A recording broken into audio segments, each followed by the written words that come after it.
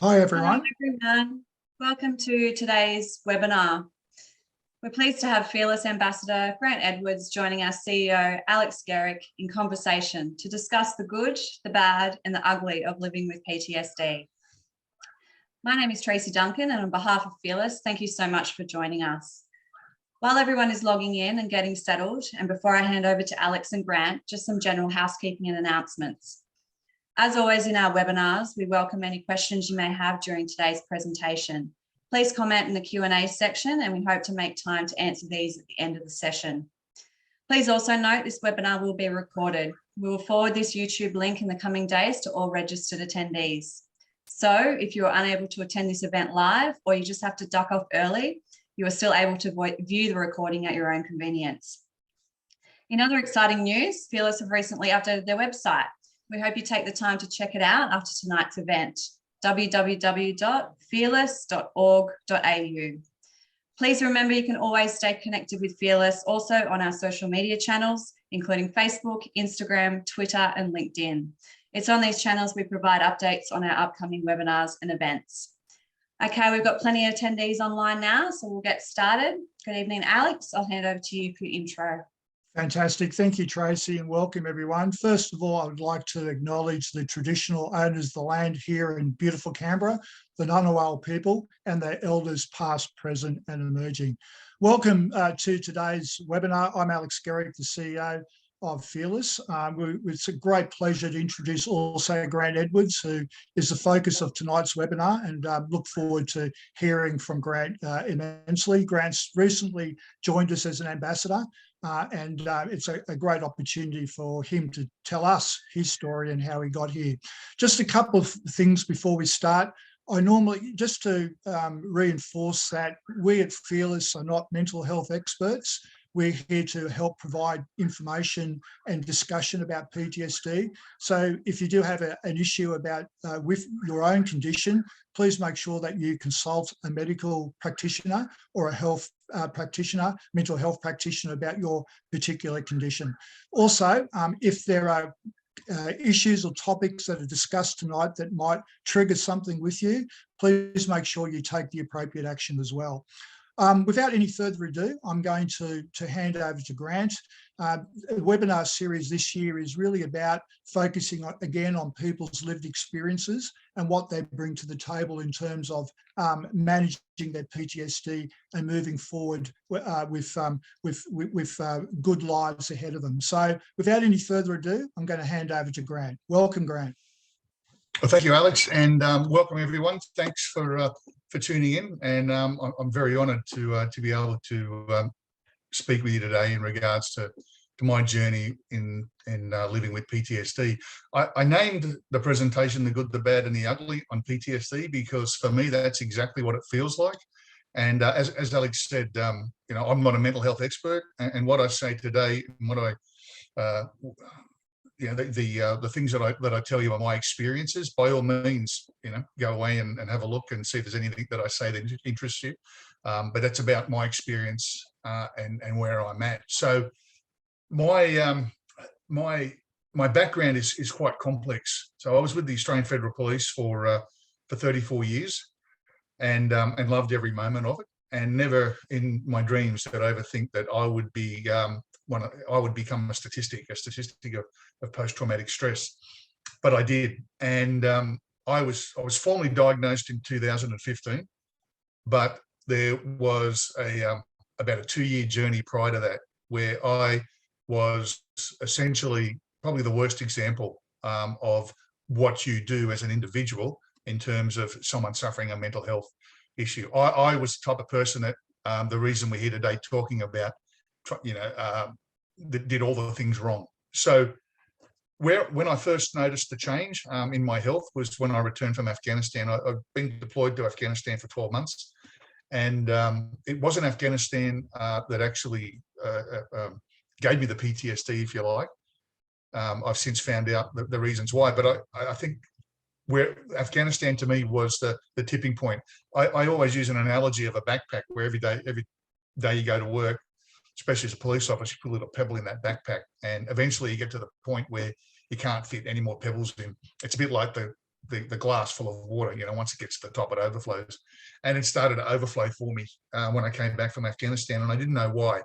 I didn't think it was a mental health injury. I just thought it was a series of physical issues that were impacting me and impacting me significantly and my family. And I tried to deal with it myself. Unbeknownst to me at the time, my wife had concerns about my mental health and thought that there was something wrong.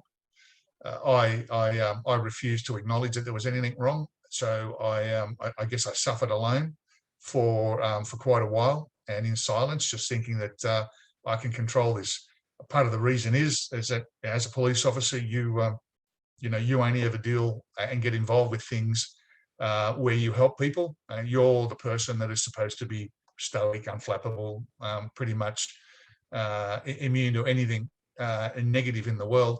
The other side of me is that I was also an elite athlete, but I was a professional strongman for a long time. So I had this dual personality, if you like, of being a police officer, but always referred to as the strongman, the guy that could pull things, do things, had, showed sort of physical strength, beyond the average person.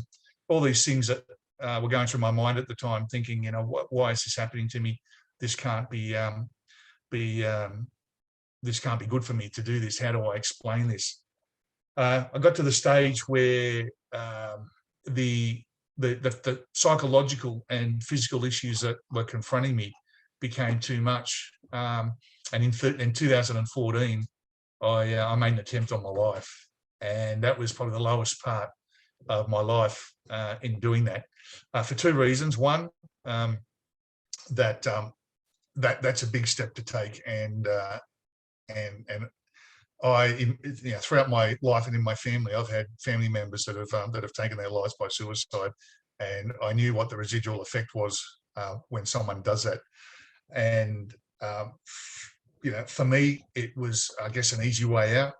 And I say that again, and this is my perspective, because it would solve my problems, it would end my problems, but it would certainly transfer the pain and the hurt and the grief to my loved ones.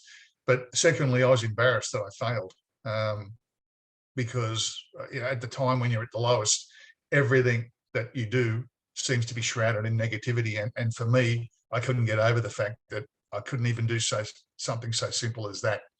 I'm glad I did survive, and I guess that's my purpose for what I do now in life and in retirement from the AFP, is to talk through this. What I found, or basically my issues that occurred in terms of PTSD revolved around, I guess, excessive exposure to childhood trauma. I was working in areas, and I was responsible for areas that dealt with childhood sexual abuse and assault and exploitation, especially young children, mostly involving the use of the internet. And this was back in the early 2000s, where the internet was in the early days. And in the AFP at the time, we didn't have any psychological support. There were only 4 of us, but we were viewing thousands and thousands of images. To give you an understanding how that equates, today, roughly 18,000 referrals come to the AFP about Australians that are accessing child abuse material online. So it's quite substantial. And the body can only take so much. The human brain and the human body can only take so much when you're constantly viewing that type of trauma. And that's, now that I know that was what sort of seeded, I guess, my decline in mental health. What I wasn't aware of was my past, and through my my therapy and the work that I'm doing, and I'm still doing it, I didn't realise that I suffered acute childhood trauma, or experiences, I should say, or ACE.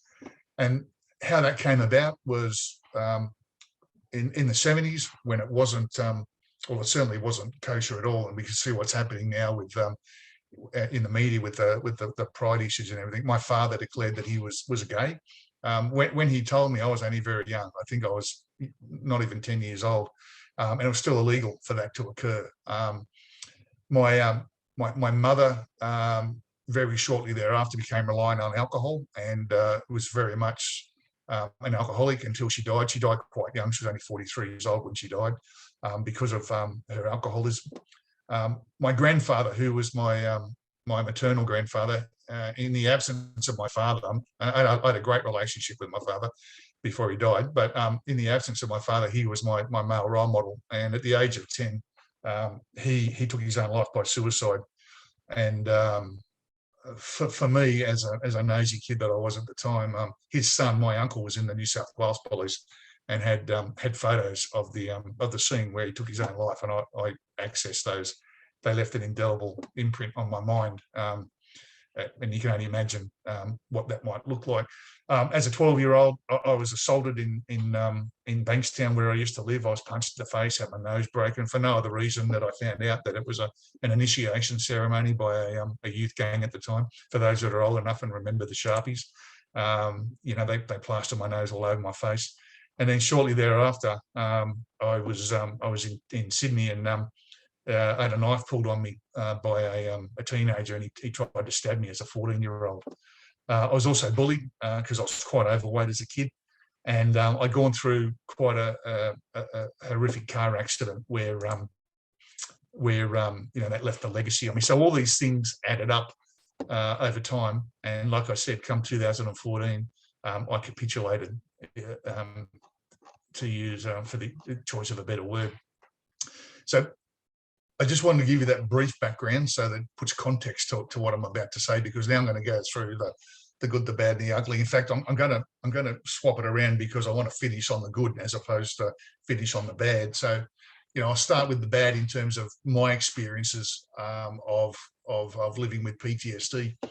And the one thing that I want to say is that I kind of live by the mantra now that the PTSD is not a wound to be fixed, but it's a scar to be accepted. And you may have heard of that term. And I liken it to a scar, because I personally don't believe that you ever recover completely from post-traumatic stress. I believe that you learn the best you can to live with it, because you're never the same. It's probably no different to a physical injury. You tear a hamstring, you're never going to be quite the same as you were before you tore that hamstring, but you fix it, you work on it, you get back to some semblance of being able to do what you love. So for me, coming to terms that I'll never be the person that I was took quite a time for me to come to terms with that. I also say that I never faked being sick, but I faked being well, and I was very good at that. And my wife was able to. That was where my wife struggled, when she would reach out to people and ask people that were close to me at work, how's Grant? And they would say, no, he's fine, he looks good. But I was faking being well. I used all my energy to get through what I needed to do in the day, and then would get home and would be an absolute mess. Where I also struggled is struggling to own it. The one thing that I wanted to do was to try and find blame, apportion blame. And as you heard in that brief description, I could apportion blame quite a lot to as many people as I wanted. And the organisation and the work that I did and things like that, but that was counterproductive. And I now talk openly to people about, irrespective of how you came to get to where you're at, you've got to own it. Because if I didn't own eventually what happened to me, I'd probably still be in Struggle Street, or possibly even in dead now, because of the not accepting that I needed to do something and chart my own future to better mental health. Lack of control. I really struggled with the fact that I felt like I had no control over my life once I was diagnosed with post-traumatic stress. Everything that I did, every waking moment, was all about trying to take back control of what was happening to me, but I couldn't, because I liken PTS to a dark monster. It'll often sit in the background and it won't raise its head. And depending on where I was on the spectrum of my journey to mental health, it would come and get me. And I had no control over that. And I've done a lot of work with psychotherapy and psychologists in coming to understand that and look for that, aside from the triggers. Overcoming the vulnerability. I felt vulnerable. I never really felt vulnerable in my life to the degree that I did when I was diagnosed with post-traumatic stress, and vulnerability by the sense of the fear and the shame that went with it, the stigma. We still talk about the stigma, the feelings of inadequacy and hopelessness, because I couldn't do what I wanted to do, and I couldn't be who I wanted to be because I had this cloud that was, or this fog that was encompassing me that didn't let me or wouldn't let me be, who I was or who I wanted to be. Distrust. Being a police officer, you're trained and you develop a strong sense of distrust anyway, but PTSD just amplified that. And I struggled with trust in finding a psychologist, a psychotherapist. I trusted my GP, about the only person that I trusted, and I trusted my wife. And that made it difficult because I, going through the process of getting better, you've got to be open, you've got to be honest, and you've got to be prepared to scratch the scab on the wounds and bleed a little bit, and get yourself in that space where you can fix yourself. And I, for quite a while, I held back on that. The bad, my family and loved ones suffered too, and this is what I love about Fearless, where Fearless acknowledge the importance of loved ones and family, the fact that they're impacted too, and the fact that they often don't get the support and the resources that, say, the individual that is suffering gets, and they probably need it just as much, if not more, than say me as the person that has post-traumatic stress. One of the real big issues that I noted as being bad is the combative insurance providers, constantly being re-traumatized, and it's a massive trigger for me because, and I'm sure there are many out there that have been in a similar position that I am, where you're forever having to prove to insurance providers that you're sick, that you're still sick. And I got to say, you get limited support. It really is what I got. In fact, it's a nice transition to the ugly. The support I did get was, covering the cost of medication, and more recently, psychologists. At my worst, I was on 14 medications, and they had a purpose. I knew they had a purpose. I knew that I had to take them. I didn't think that I'd have to take 14, but I was surviving, not thriving. I was basically just living a life of day to day because I didn't have the wherewithal, the ability, the cerebral capability, or the physical capability, and in fact I was numb to most things. And I couldn't see this, but I've since learned from my family, and in particular, my psychologist that I see now, that's one of the negatives of the medications. I certainly don't want to give people a misconception that you shouldn't take them. I'm a believer that you do, but I'm happy to say now that only recently, in the last 3 or 4 months, I've gone off the final medication. It's been a process, and it's been difficult, but I believe that it's worth it. In terms of the ugly, the trauma consumes your life. It's there all the time. It doesn't go away. I got to the stage where I just didn't want to go to sleep. It was hard enough to sleep before I was diagnosed, but I didn't want to sleep because of the intrusive dreams and the nightmares and things like that. And, when you don't sleep, you don't function properly as well. I always, not so much now, a little bit, but there was a horrible fear that I'd detonate in public. And when I say detonate, is go off, because I disliked going out in public. I didn't want to go out in public.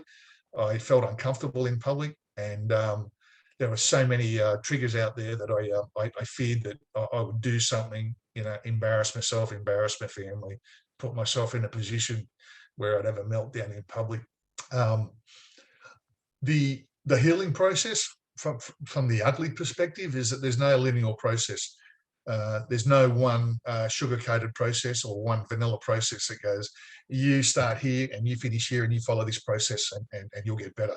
There are many, many elements, but it's very much a tailored process. And for me, I'm 7 years into my journey now.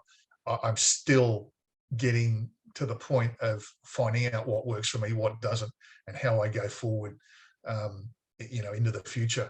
The treatment can be nasty. And when I say nasty, it can be ugly, nasty. It can hurt. Some days I still dread going to see, my psychologist, because I know that that usually following seeing my psychologist that I usually need a day to sort of digest it. I don't feel so great after it.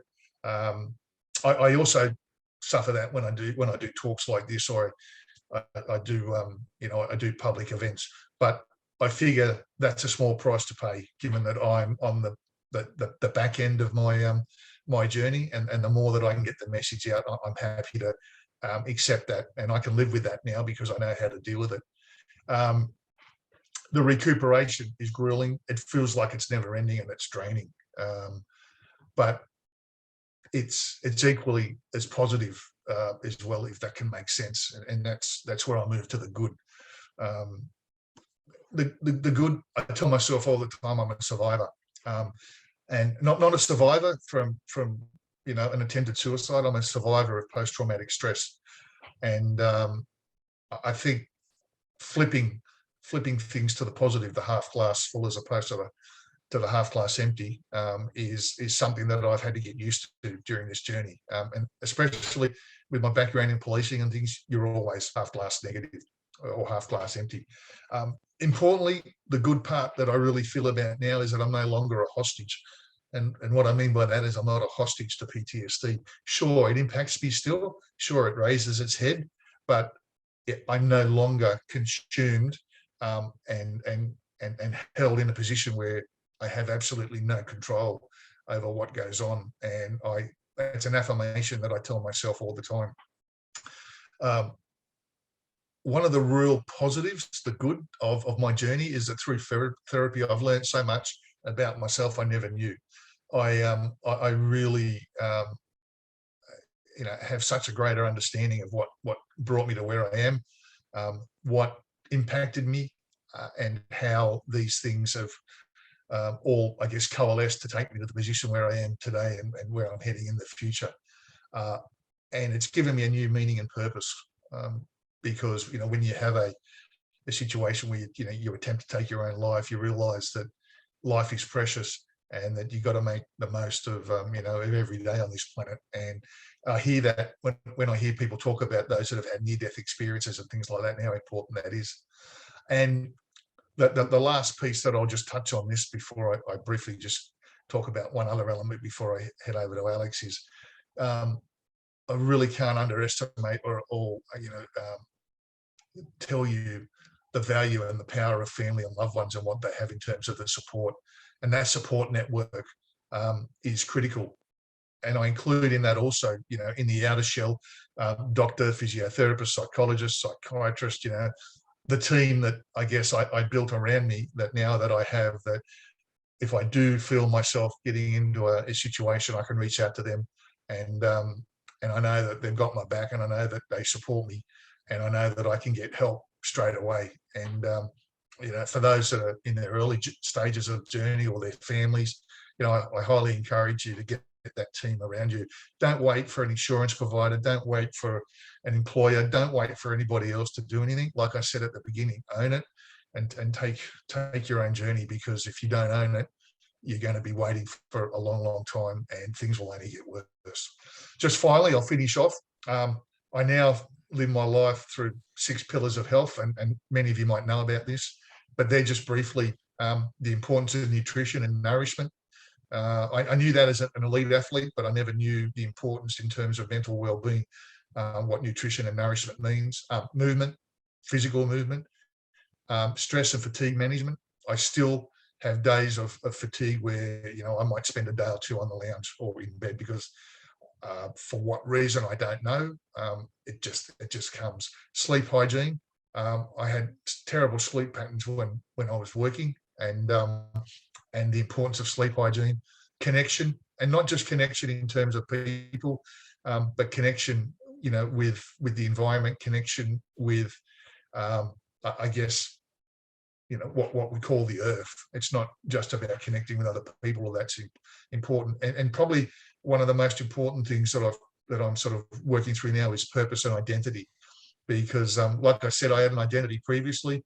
I was always the AFP guy, or I was a strong man. I'm not really neither now, although we did have a temp recently, Alex, and didn't quite get there. But but that whole idea of purpose and identity as you move through the journey of post-traumatic stress is really important, because you can't let the PTS define who you are.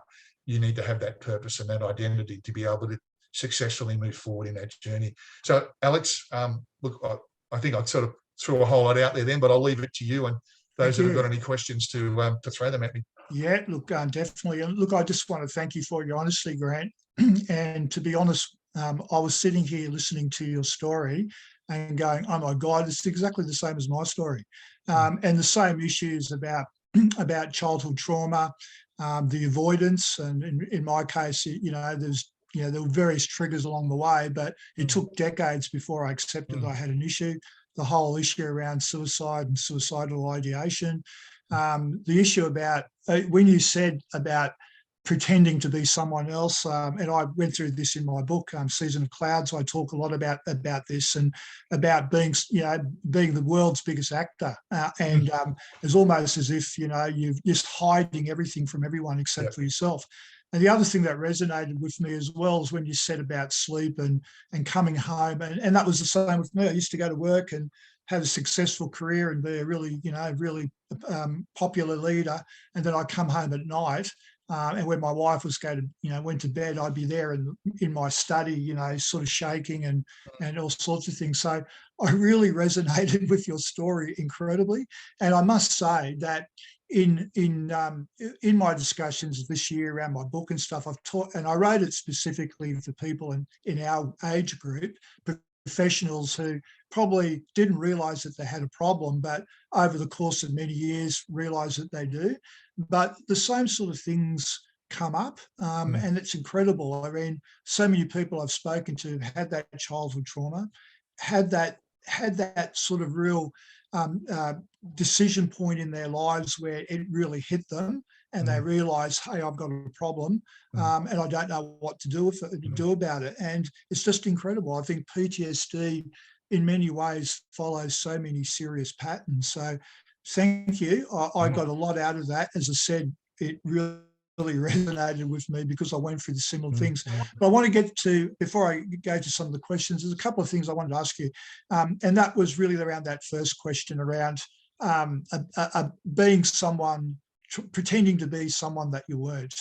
How difficult was that for you? Because you're in a very, very highly stressful occupation. And obviously there's a lot of things going on. And I would also suggest, and we need to be open about this in organisations such as first responders and military. There is still a bit of a stigma, and I knew myself that I never wanted to tell anyone about my condition. So how difficult was that for you, mate? And particularly around understanding what that stigma around you might entail. How did you get around that? That's a good question, Alex. It was massive for me for the reasons that I spoke about. Yeah. I'd actually, my doctor, my GP back in 2013, at a consultation, I suggested, well, he was the first to mention that those four letters. And and I remember when he mentioned that to me, he kept talking, but I never heard what he said because I went straight into fight and flight mode. I started thinking, he thinks I've got PTSD. I'm going to lose my job. I'm going to lose my security clearance. I'll have to hand in my badge, my gun. And, hang on a minute, I'm this strong guy. How am I going to tell people? It's an embarrassment. All those things were going through my head. He gave me a script for antidepressants, and he said, look, go and try these. And he said, they're not a panacea, but what they'll do is they'll calm you down and give you the space to get better. Yeah. And I remember going home after that, and my wife said, how did it go? And I said, oh, Jesus, he thinks I've got PTSD.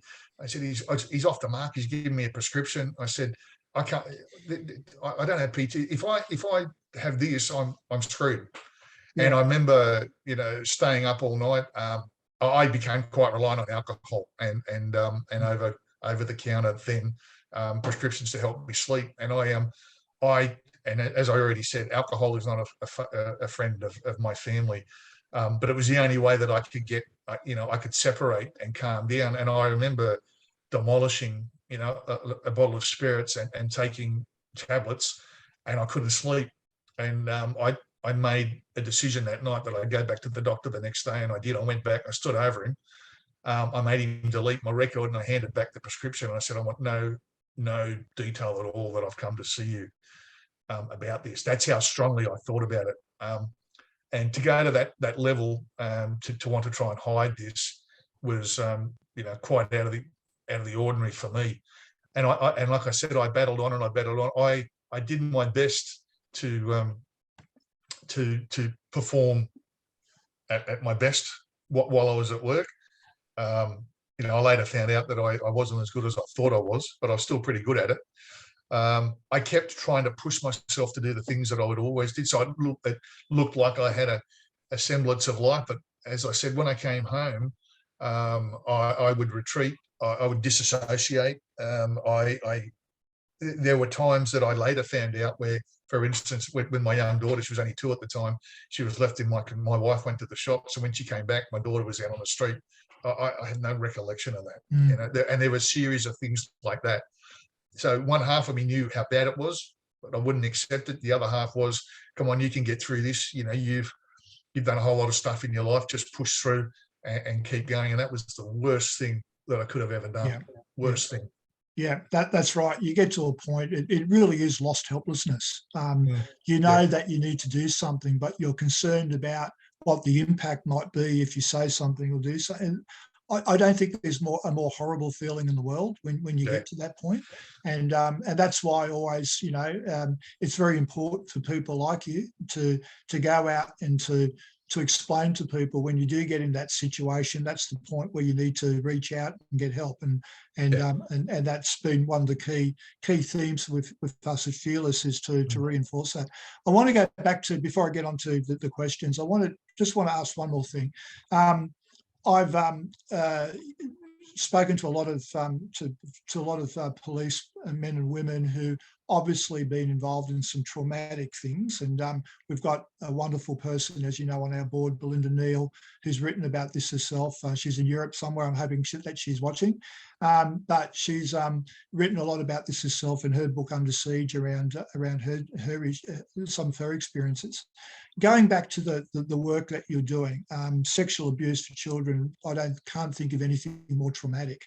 The first question I was going to ask you: did anybody give you any advice or directions around how to self-manage your mental health in dealing with such an issue? And what would you say to someone who's just starting out in that sort of area now about some of the warnings and some of the triggers that you might have doing that sort of job or doing that sort of work? Yeah. When I moved into that role, like I said, it was early 2000, I think 2001, and for memory, at the early stage, we didn't have psychologists, so there are only 5 of us in the team, and there are only 2 of us at the initial stage that were sworn police officers. The others were the non-sworn staff who were there and did an outstanding job. They were great. No one told me anything. Basically, I was just told, you're going to go here. We want you to, look after this team, and pretty much could you, get the media off our back, because that's what it was all about. Because we were copying flack for not being able to do the work quickly. Part of the problem was within the organisation at the time, we didn't have any federal legislation to actually investigate it. So we were the triaging process. So we had to actually go to ACMA, the Australian Media Authority, and they had the authority to say, yes, this is considered child pornography, when we do the descriptions and the written descriptions and things like that. So there was nothing. I remember taking my team away in a vain effort to try and work with them. I took them down to a pub south of Canberra, to a very remote area, because I didn't want distractions. I didn't want people to know what we were doing. I'd asked some of the executive, would one of them, could they come down and have a chat? No, I don't even think I got a response. And we had a new psychologist on board, and I got that person to come down and talk. And we spent the better part of a day down there. I had no idea really what I was doing. I just thought I need to do something to make sure these guys are all right, because I could see how disturbing it was. I remember at the end of that day, afterwards, and the psych left, I said, so how did it go? And I remember the guys going, it went really well. And I thought, oh, wow, I've actually hit a nail on the head. And I said, tell me how it went so well. They said, holy shit, that psych's got more problems than I can believe. And I actually made me feel good because, you know, I haven't got much shit going on that he's got going on. Yeah. And I thought that's not the answer that I expected. Yeah. And so we didn't have any, there was no initial psychological profiling when we went in. We didn't have any psychs at all come and talk to us. And unfortunately, out of those people, one took a life by suicide, and some others been significantly impacted by that. I'm glad to say now, to the second part of your question, that there's a lot of processes in place now where when people come in, they're extensively profiled. They get a baseline psychological profile, and they don't spend any more, normally, generally speaking, more than 2 to 3 years in that area. Yeah. You can come out and come back, which is great, but I think that sustained activity in that type of environment. Well, put it this way: if someone said to me, I can do this for the rest of my career, I'm not bothered by it, I would be far more concerned with a comment like that than I would be with someone that said, yeah, this stuff does bother me. Because you get to that stage where people do become completely desensitized to it, and that's dangerous. And but the advice that I would give people now in that is, if you're going to get into that type of work, first of all, some law enforcement agencies have their own support networks there, but at the very least, go and see your GP. Your GP is the person more than likely that knows you the best, other than your partner or your husband, your mum and your dad, and tell them that you're going there so that they can monitor externally, especially if you have trust issues like I did and many did, and many still do, where they don't want to come forward and acknowledge that. But also to do your own research. There's enough out there online now where you can see what you can do, what some of the potential triggers are, the difference in feeling. And I'm a firm believer now, just like we have an annual checkup with our GP, we should at least have an annual checkup with a psychologist at the very least. We talk about a checkup from the neck up. I think that needs to become essential for everybody to do that. And then you set that baseline, and people can see the potential, the experts, the professionals can see the changes in your behavior and demeanor. The other element of that is talk to your family. Talk, if it's your wife or your husband or your mum or your dad, talk to them, because I always refer to them as the canary in the coal mine. They are the first people to see the changes in you because they know you so intimately well. And my wife saw it, but she just struggled because she had nowhere to go to talk. She ended up talking to a bunch of military and police wives in the US because at the time there wasn't anything available to do that. Well, I think this is one of the things that we at Fearless continue to reinforce as well. And I've just spent a couple of weeks being acting CEO of the War Widows New South Wales, and a couple of people sort of referred to me about the family impacts from their fathers who fought in the Vietnam War, and not really understanding that some of the children of those people had PTSD as a result of the ailments that occurred to their fathers. So the family part is very important, and we must never forget that. We're at the moment probably over 1.5 million people suffer from PTSD in Australia, but we're talking about millions of other family members and friends who are intimately involved with those people who also suffer from the consequences of that. And it's a very, very important point that you made about the family, because it's integral. It is, and they're the ones we know of. And that's the ones that we know of. That's the tip of the iceberg. I mean, exactly. There's that whole iceberg of ignorance. Well, exactly right. We've got a couple of questions here from Hannah, and in fact, one of them was something that we just spoke about before we went to air. But her first question is getting off meds a goal for recovery? A goal for me, it was, yes. Yep. I said from day one that I would do what I needed to do to get better. In fact, when I declared my PTS to the AFP, I'd come to the I was resolute in the fact that I was going to lose my job. I was about to be posted to Washington DC for 3 years, which was, in my mind, a plum job, and I didn't want to, hold the organisation to account if I went over there and fell over. So I had come to the terms that my career was over, everything was done. And when I spoke to Andrew Colvin, who was the commissioner at the time, he said 3 things to me which changed my life. The first thing was, well, he said 4 actually. The first thing was, wow, you're the last person I thought would ever suffer from this, because you never expect, you never showed anything. But he said to me, are you going to seek treatment? And I said, I am, and I already have. He said, if your treating specialist says you'll take medication, will you take medication? I said, 100%. And he said, if we were to send you over to Washington, would you continue to do the same? And I said, absolutely, I would. And he said, well, I have no problem with that. He said, I'd much rather know that you were struggling and suffering and getting treatment as opposed to someone going over and not. And that was that was the tipping point for me. And I talk about that in leadership, that something simple like that completely changed my life and put me on a trajectory to better health. So I was committed to taking the medication. I didn't think I'd be on medication for 7 years, especially the number that I was, but I also knew, and my psychiatrist was good, and he explained to me in depth why I had to have all these different ones. But my goal was to eventually to be medication free. But with the caveat was, and I always said that if I needed to stay on it for the rest of my life, I would. And I'm not saying that I might not go back to that. I may if I have relapses. But at the moment, touch wood, I'm not. The only thing that I take now is medicinal marijuana, which has been a game changer.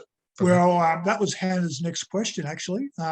Where is research at with medicinal cannabis as a PTSD treatment? We're actually talking a little bit about this before. Yeah. The research is there. It exists. I can't convince my insurance provider that it does. They keep telling me that it's that there is insufficient research, but that's rubbish. It's there. And just the testimony of people that I've spoken to, I don't think I've spoken to anyone, who's openly admitted to me like I have that I take, medicinal marijuana. And as I said to you earlier, flippantly, I spent a career locking people up for, importing, exporting, doing that kind of stuff. But under the controlled circumstances, it is. I find it worthwhile. Perhaps not everybody does, but certainly it works for me. And I think it's a great thing. One, because it's natural, it's unadulterated. It doesn't have the fillers and all the other things in there. And the other part is that I never feel numb when I take it. I feel I can still get on with what I do every day, where I couldn't do that under the cocktail of medications I was on previously. So I'm a believer in it. I'm an advocate for it, and I believe there needs to be they need to take the research now actually, and formalise and make it more available to people, because there are many people out there that can't afford to take it because it's quite expensive at the moment, to have it legally. And that's why people go through the illegal option, and that's where they get themselves in trouble. And of course, as we know, that will just cascade if you get caught, and you go down that that highway to hell, spiraling south again. Yeah, and our view of Fearless is that we wait for the further research on these issues, but look, we recognise that there are people who use it and find it beneficial. So again, I would put the caveat though that people who are looking at this as an option need to discuss this with your medical practitioner or mental health specialist. I think that's important. Absolutely. And there are specialist medical folk out there that deal with this. And that's like I said in my opening, this is what I'm doing. I'm not advocating to others. I'm just saying, this is me. That's right. This is how it works. Exactly right. Exactly. Now, look, first of all, Susan, she just wanted to reinforce to you that your analogy around check up from the neck up really resonated with her, and that was a great concept. And I agree. It's something that we all forget to do, isn't it? It's like any other part of our body. We need to regularly check it. So it's great. Tanya has got a comment here. PTSD, in a way, is a neurological disorder that affects us in a way of emotional and physical stress that we have no control over in how it happens. her PTSD is undiagnosed, but also goes back to her childhood upbringing with other trauma and traumatic experience I went through as a very young child too. And I think that's something that I think all of us, we've talked about earlier. But any other thoughts there for Tanya on that issue? What I did is, I guess, for a lot of what happened with my adverse childhood experiences, I'd subconsciously blocked out. I'd normalised them. I just thought that those kind of things happen to people, and you get over it. And then, of course, through therapy, I realised that it's not, and it shouldn't have been the case. You can't change what's happened, but you can change with how you deal with it and what you do in the future. And that was the attitude that I took, where as much as I didn't want to have to delve back into that, because I knew it was painful, I knew it was uncomfortable, I knew it was going to hurt, and I'm still going through that process, and it's all of those things. But I find that every time I address those issues, I start to feel better, a little bit better. And like I said, it's a long journey. It's not a short journey. My journey anyway isn't. But it's about ticking off those boxes. And in my mind, if I hadn't dealt with that, it's a bit like building your house on wobbly foundations. If you build it on a sand pit, it's going to fall over. So I needed to go back to all those things that were, I guess, the essential building blocks of who made me who I am, and deal with that and work with that. But it is difficult. I'm not going to sugarcoat it. And it's hard, but it's worth it. It's difficult. And the thing I'd say to Tanya as well is that, many psychologists say that you take your trauma with you from childhood into adulthood. Most people do. And it's, I think that the first step is really recognising that those things did impact on you, and then you can work a pathway through there in terms of how you deal with it. And I did a lot of self-analysis about, okay, these things happened to me when I was a kid. How did they? And I did some really deep analysis in terms of how did it actually impact on me, and what could I have done to change some things. And once you start to do that analysis, I find that it's very, very helpful.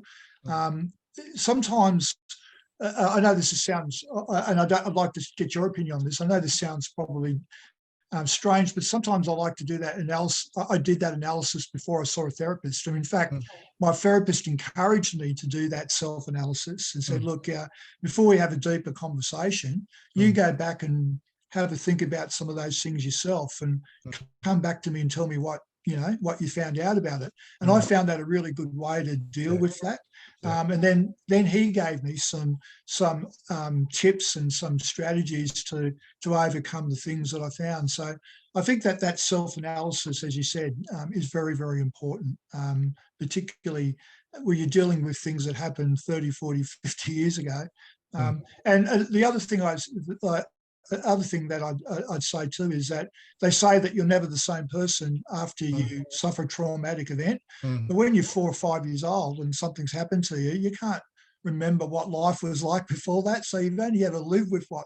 That's right. You're still in your formative years. And yeah, exactly. Yeah. The point that I would like to emphasise, and I think we've spoken about this in previous seminars. The body keeps a score. I mean, the amount of comorbid physical issues that I have now is phenomenal, all related to post-traumatic stress. And I know if anyone has read the book by Dr. Vessel van der Kolk, that he talks about that the body keeps a score. And if I wished I had have known about this 20 years ago, because it might have triggered me to do something about it, because it's if the earlier you can intervene, and we know early intervention is one of the best possible remedies, you can save yourself a lot of grief down the track. And when I say grief in particular, some of these comorbid issues, whether they be psychological or physical issues, and dealing with those, and that just makes life a whole lot more easier if you can do that. Yeah, I agree, definitely. Hannah's got another one, and again, this was something that we sort of touched on before we went to air. How do we find new purpose when you can't do what you used to do, and you're an unreliable employee because of PTSD, or deemed to be an unreliable employee because of PTSD? That that irks me, that statement, that people think that they're an unreliable employee. Yeah. And this is why I get so annoyed when I hear people talking about wanting to screen people out of, like particular work, like first responders or things like that, because they've suffered from childhood experiences or they have issues. In my experience, they're often the best people because they understand it, they get it, they know what it's like to deal with that. And I don't believe people that have post-traumatic stress are unreliable. Not at all. They're probably the most reliable people that I know. It's just that they struggle with the unknown because, well, in my experience, I don't know when I'm going to have a flare up or I'm going to have a bad day. But I know when I'm productive, I'm very, very productive. But I feel for Hannah and the comment that clearly she's either been told or that's the interpretation that she's unreliable, and it is very difficult to to look for the positivity on the back of that. I mean, I guess retirement has benefited me in one way where I don't have that pressure on me anymore, to the degree that others have. But all as I would say is purpose in life can be many, many things. It doesn't necessarily have to be work related. It can be many other elements. For me, as I said, now my purpose is about giving back, about telling my story in the hope that it helps others either deal with or come forward and talk about their issues. Identity is really, really difficult because you do lose your identity, whether your previous employment or whatever you did, you're no longer that person. And I did struggle with that, for a long time, because you're right, you're not the same. I'm still working through that process, but what I do know now is that through personal affirmation is that I can still contribute to society. I perhaps can't contribute to the degree that I used to, but I still can. I can contribute to my family, and albeit in small steps at some stages. So every time I do something where I guess, to use the euphemism, I'm putting myself out there, I tick that as a box saying, you've done all right today. You've been able to go to the beach with the family and do something. That's a contribution. If you can get up and feed your dog, that's a contribution. I know some people, that really struggle with it, just don't have the energy to do that. The brain fog, the cognitive, disassociation, not being able to think squarely. Each one of those things that you do in a small step contributes to you being a better person and helping you to develop who you are. I don't know whether study's an option. Some people do that. They go and they do that only at a reduced pace. I find that everything that I do now has to be at a reduced pace. I can't maintain the pace that I used to. Sometimes I can't maintain the pace at all. That frustrates me. But I like to think that when I do something, I'm still somehow contributing, and I'm building, I guess, this identity, this new identity of who I am and what's meaningful to me in life. Yeah, I agree 100%. And a couple of other comments here around that issue around the employer, which I think Bill's said wouldn't being considered unreliable by an employer because of your PTSD discrimination. I'm not quite sure about that from a legal perspective, but obviously, I mean, that I think that the workplace is, even though there's a lot to be done, and I guess I get your views on this, mate, there's a lot to be done, but I think we're in a better position now than we were perhaps even 10 years ago. Would that be your perception? Yes, yeah, we're in a better position, but in terms of a scale, we're still at the very beginning of where we need to be. There are some that do a great job, but most of all, no, there's a lot to be done, and that's that a lot of that is cultural change, a lot of that is societal change and acceptance that isn't quite there yet.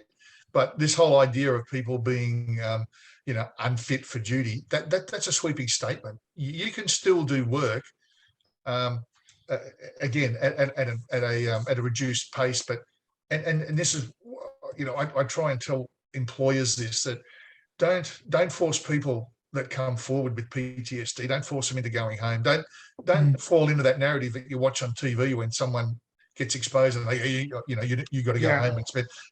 Empower it's all about empowering the individual. Give them the option. Do you want to come to work, or do you need to take some time off? Or we do a mixed. We need to be more understanding like that. In terms of discrimination, it depends what your role is, I guess. There probably would be an element of discrimination, but I know myself, at the worst that I was, I wouldn't have wanted to been carrying a weapon. It wouldn't have been good. So I get that, but that's the extreme end, of the profession that I was in. But I think that there needs to be balance, and we need to. The most important message that I can get out there is that every case is individual. You can't take what's happened to one person and mirror the process to another, because that's why we're human beings. We're all different. We all bring something different to the table. You've got to judge it on the merits, on the individual merits. That's right. And there's another, and just having a look at another post that's been up here, and I think you know the person well, and she her point was that that her condition has obviously stopped her in some ways in her career, but she's a fully functional, intelligent person who's probably just as hard as worker than the average person, and this shouldn't be an impediment to a career. And likewise, I mean, and I agree with that. I mean, and I agree with what you said before, Grant, that you never really cured of it. And after I went through my situation, it took me about a year of therapy, but by the time I ended my public service career, I was at the top of my game again. I was able to get there. So there is a way forward, and I think it's all about getting the right pathway, talking to the right people, as you said before, mate, getting the right person to help you is important as well. And I think that's critical too. Look, we are running out of time, but there was one issue and for those of you who wanted to ask more questions, just let us know, and we can get those questions out to Grant. I'm sure he'd be happy to contact you back. I just want to talk about the strongman stuff, because I had a wonderful day at Government House with you, even though we didn't get the record broken. It was still a fantastic day, and I could see within you the importance that it placed with you personally, and how it did and what it was doing for you. But tell us a little bit more about it and where you'd like to continue to go with it. Well, I'm 60 in a couple of months, so as my wife sometimes says to me, you need to start acting your age. But I won't. I've been doing this strongman things for decades. But the reason that I chose to do that is that there is an element when people that are uneducated or illiterate in the sense of mental health injuries, when they see someone with PTSD, that they associate it with a weakness, and it's far from it. It's actually a strength when you come forward and admit that you've got a problem. That's a massive strength, and I like to use that oxymoron of the strong man. And I often say to people, what you see is not what you get. Never judge a book by its cover. I only ever went to scripture once as a kid, and that's the only lesson that I learned. We never judge a book by its cover, because in one way, shape or form, everybody suffers their own issues throughout their life. And by getting the message out there, by using, I guess what the diminished physical strength that I have now, I still like to portray that and say, look, I can present as this functioning guy that can, pull trucks, buses, and have done planes and boats and all things in the past. But even when I was doing that, I was struggling unbeknownst to myself. So, and using that as a mechanism to get that message out there, because, we talk about World Mental Health Day, and we talk about all, Mental Health Month and all that. A lot of it gets lost. PTSD Day. I didn't even know one existed until a couple of years ago, because every day there's some kind of event that's on. Yeah. But I think, with post-traumatic stress, for me, it's one of the top echelons in terms of a mental health injury. It's not something that we ever put our hand up to get. We never ask for it. It happens. And like I said, to go back to that previous question, just remember that it's not a wound to be fixed, but it's a scar to be accepted. And I think for me, when I came to that realization, that's when I decided to get back in and do some work, where I can, with the Strongmen event, to be able to promote this and to be able to say to people, you can return to some semblance of your normal life. Yeah. I'm not fully functioning, but I can save up all my energy, and we can talk about energy envelopes and windows and things like that. But I put a lot of energy in the bank before I do something like that, and then I make sure that I've got some left over at the end, because I know I'm going to have a day or two, which is not really fun on the back of it. But like I said, the purpose of doing that was for the message that we got out, and I think we got that message out loud and clear in terms of PTSD in particular, that it just doesn't sit with military, police, first responders, etc. It can happen to anybody. It does happen to anybody, and it doesn't matter your age, your race, your sex, whatever. It doesn't discriminate. Exactly, and that's the message that we continue to try to get across through Fearless. It can happen to anyone. Sorry about if people are hearing a dog barking in the background. My beagle's going a little bit berserk, but it's time to go anyway. Look, just before we do, my very erstwhile colleague on the Fearless board, David Templeman, made a very good point that good employers need to be named and celebrated. Yes. And I think that's a really, really good point to finish off on. Yeah, exactly. Yep. Look, Grant, on behalf of the Fearless board, I'd like to thank you for three things, actually. First of all, your presentation tonight, it was extremely illuminating. And I'm sure everybody got a lot from it. I'd like to thank you for coming on board as an ambassador for Fearless, and look forward to working with you over the next few months or in years, hopefully. And also, I'd like to thank you for your generosity in helping us in the event that took part at Government House a few weeks ago. We at Fearless are very appreciative of that event and what it did for us as well. So thank you. I'd like to thank everybody else who attended tonight. As Tracy said, there will be a recording of the presentation that people can access. Again, I'd stress, if anything you've heard tonight you would like more information on, please go and consult with your medical practitioner or mental health expert. They are the people that can offer you the best advice. So on behalf of everyone, thank you again, Grant. Thanks everyone for attending, and we'll catch up with the next webinar, which will be probably in about 6 weeks' time with Dr. Tracy Smart. And until then, all the best and take care. Thank you. Thanks, Alex.